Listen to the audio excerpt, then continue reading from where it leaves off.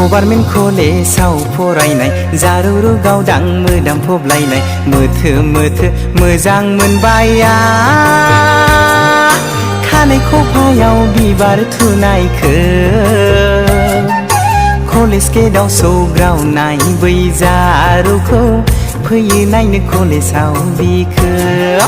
government कलेजाव फरायनाय जारौरौ गावदां मोदामफबलायनाय मोथो मोथो मोजां मोनबाय आं खानाय खफायाव बिबार थुनायखो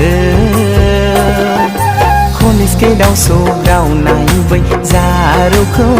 फैयो नायनो कलेजाव बिखो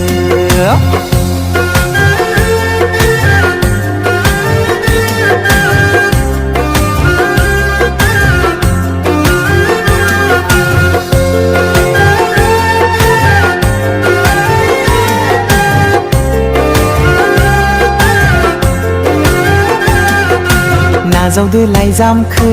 आगै गोथार गोसो लानानै जायोब्ला गोरोन्थि होदो निमाहा आंगो साननानै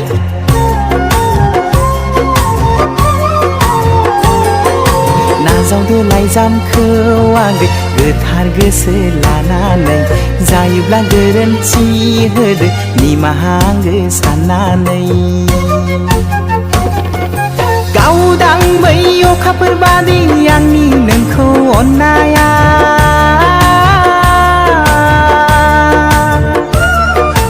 गोथौ बै लैथो बादि आंनि मोजां मोननाया थैजों लिरहरनाय आंनि गोथार नैबे लाइजामा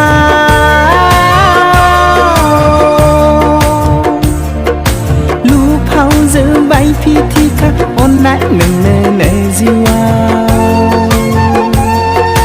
नागिर नागिर नागिरब्लाबो मोननाय नङा नों जिउआव गोथार गोथार आंनि बादि अननाय मुलुगाव नागिर नागिर नागिरब्लाबो मोननाय नङा नों जिउआव गोथार गोथार आंनि बादि अननाय मुलुगाव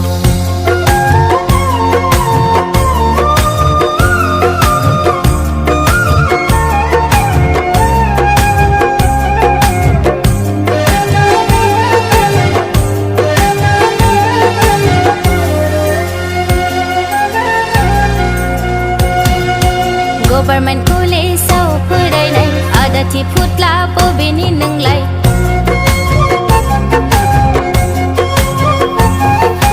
गभारमेन्ट कलेजाव फरायनाय आदाथि फुटला बबेनि नोंलाय गोदै गोदै रावजों गलिग्रा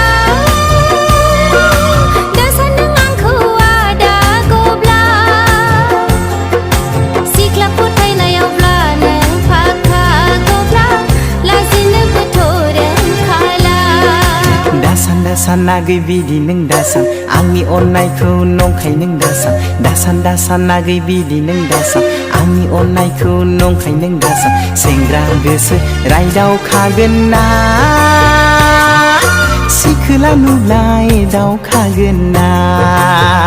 है है सेंग्रा गोसो रायदावखागोन ना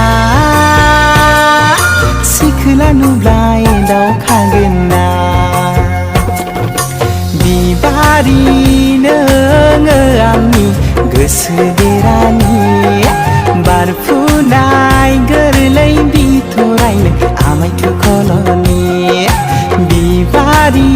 नोङो आंनि गोसो देरानि बारफुनाय गोरलै बिथरायनो आमाय थुखलनि सना आमाय थुखलनि नागिर नागिर नागिरब्लाबो मोननाय नङा नों जिउआव गोथार गोथार आंनि बादि अननाय मुलुगाव नागिर नागिर नागिरब्लाबो मोननाय नङा नों जिउआव गोथार गोथार आंनि बादि